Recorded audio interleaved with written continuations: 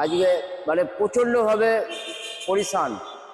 তার জন্য মুক্তি পাওয়ার জন্য আজকে 26-এ ঐতিহাসিক পরিবর্তন।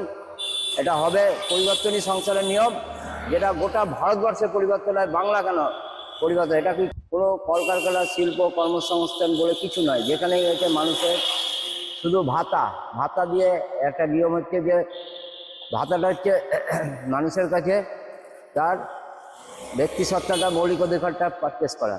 যে এবার বিধানসভা যে প্রস্তুতি শুরু হয়েছে, বিধানসভা নির্বাচন হতে চলেছে 23 এবং 29 টার্মে ভোট গণনা।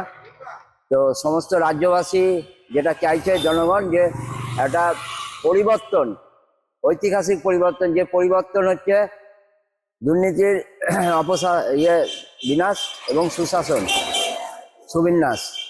কেননা আজকে 13 বছর যে সরকার চালাচ্ছিল রুলিং পাওয়ার, সে পাওয়ার কোনো কলকারখানা, শিল্প, কর্মসংস্থান বলে কিছু নয়। যেখানেই হচ্ছে মানুষের শুধু ভাতা দিয়ে একটা নিয়ম হচ্ছে যে ভাতাটা হচ্ছে মানুষের কাছে তার ব্যক্তি সত্তাটা, মৌলিক অধিকারটা পারচেস করা।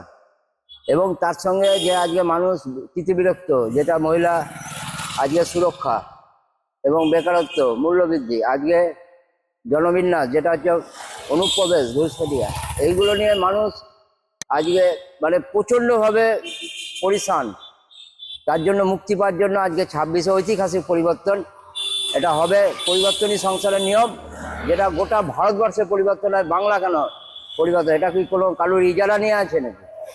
তো সেই হিসাবে আমার ধারণা এবার অন্তত একটা কিছু মানুষ সুবিচার পাবে, এবং যেটা অনৈতিক এবং বেনিয়ম, সেই নিয়মের হচ্ছে মধ্যে মানুষ সিস্টেমে, যেটা হচ্ছে আজকে ডবল ইঞ্জিন, যেটা কেন্দ্র সরকার যেভাবে চলছে প্রতিটা রাজ্যে, সেভাবে মানুষ আজকে রাজ্যেও পরিবর্তন করে সেই সরকার এনে তাদের উন্নয়ন এবং সামগ্রিক দৃষ্টিতে একতাভাবে যে প্রত্যেকটা মানুষ চাইছে যে আমাদের উন্নয়ন, কর্মসংস্থান, শিল্প, কলকারখানা, চাকরি, এবং যেটা ভিন রাজ্যে আজকে চলে যাচ্ছে সেটা যেন এই রাজ্যেই হয়, এই গ্যারান্টি, এই প্রতিশ্রুতি। তার জন্য বাঁচতে চাই, সেই জন্য নতুন সরকার চাই।